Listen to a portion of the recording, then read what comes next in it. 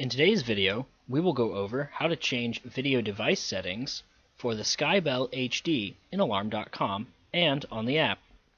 Log into the website, navigate to the Video tab, and click Video Device Settings.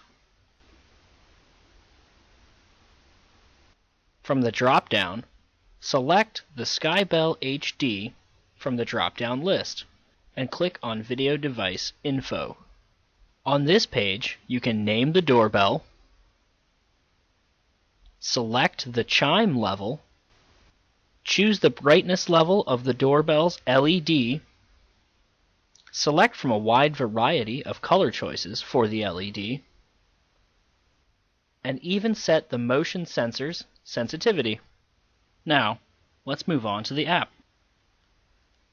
Click on the drop-down menu and select Doorbell Camera. Click on the Settings gear. From here, you can change all of the settings you could from the website.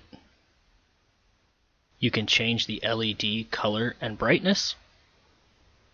You can change the doorbell name, as well as setting push notifications and recording schedules. This has been Tyler with Surety DIY. Thanks for watching.